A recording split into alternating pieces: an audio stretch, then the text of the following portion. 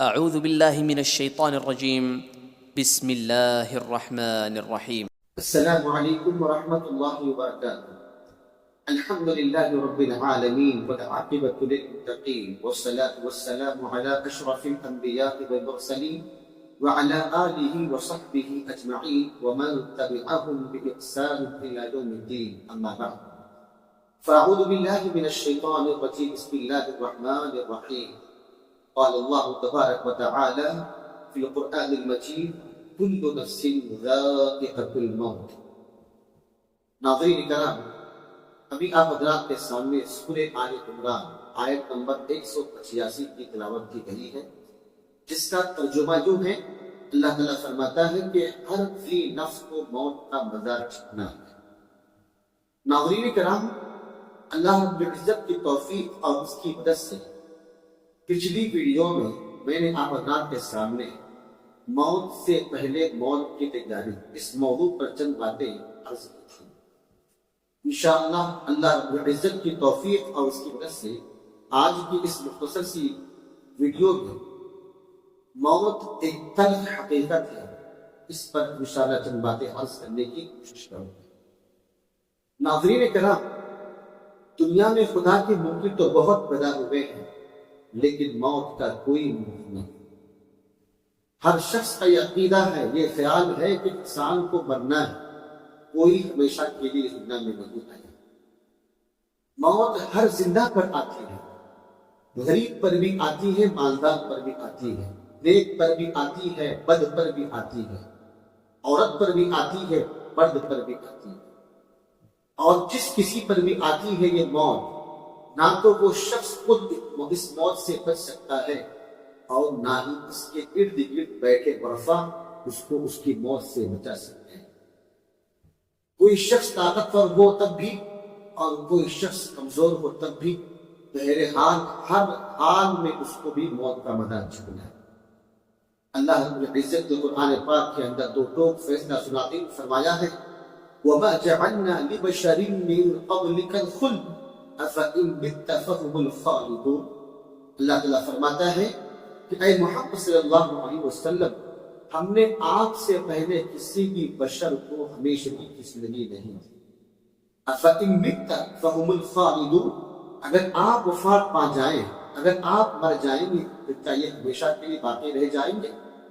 كُلُّ نَفْسٍ ذَائِقَةُ الْمَوْتِ، ہر ذی نفس کو موت کا مزہ چکھنا ہے۔ سورۃ الانبیاء آیت نمبر 34۔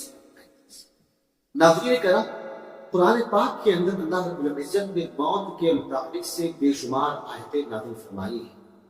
ان میں سے چند آیتیں یہ ہیں۔ سورۃ الزمر کی آیت نمبر 30 میں اللہ فرماتا ہے، إِنَّكَ مَيِّتٌ وَإِنَّهُمْ مَيِّتُونَ۔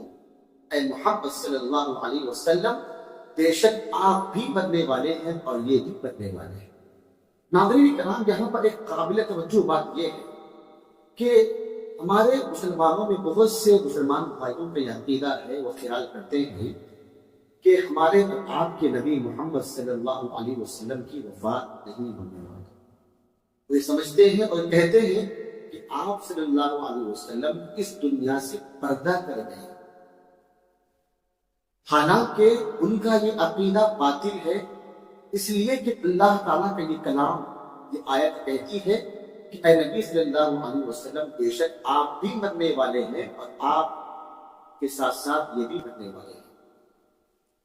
ناظرین کرام، اس کے علاوہ ایک اور آیت ہے جس میں اللہ نے فرمایا ہے کہ قُلْ إِنَّ الْمَوْتَ الَّذِي تَفِرُّونَ مِنْهُ فَإِنَّهُ مُلَاقِيكُمْ ثُمَّ تُرَدُّونَ إِلَىٰ عَالِمِ الْغَيْبِ وَالشَّهَادَةِ فَيُنَبِّئُكُم بِمَا كُنتُمْ تَعْمَلُونَ۔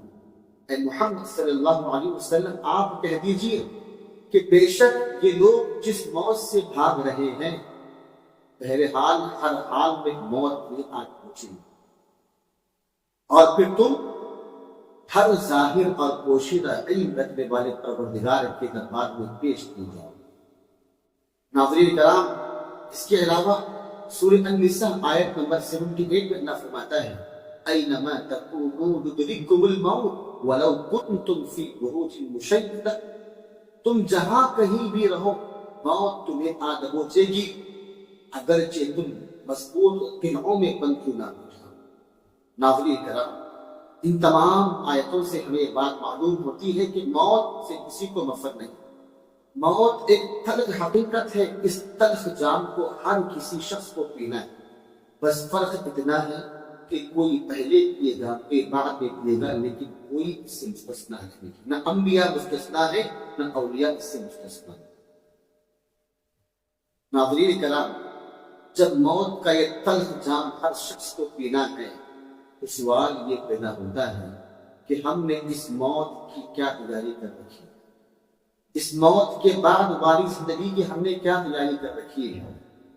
سوچیں، خیال کریں، کہیں ایسا نہ ہو کہ اللہ رب العزت ہم سے ناراض ہو، ہم سے روٹھا ہوا ہے، ہم نافرمانی پہ نافرمانی کرتے ہوئے زندگی بسر کر رہے ہیں، اور اسی نافرمانی کی حالت میں ہماری اور آپ کی موت نہ آ جائے۔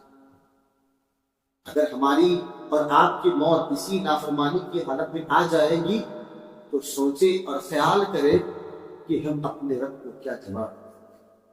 ناظرین کرام، اسی لیے ہمیں ضرورت ہے اس بات کی کہ ہم اپنے عقیدے کی اصلاح کریں، اپنے ایمان کو درست کریں، اپنے رب کو راضی کریں، اپنے رب کو جو روٹھا ہوا ہے اس کو بنائیں، اس کے قریب ہونے والے اعمال کریں، موت سے پہلے موت کی تیاری کریں اور موت کے بعد والی زندگی کی تیاری کریں۔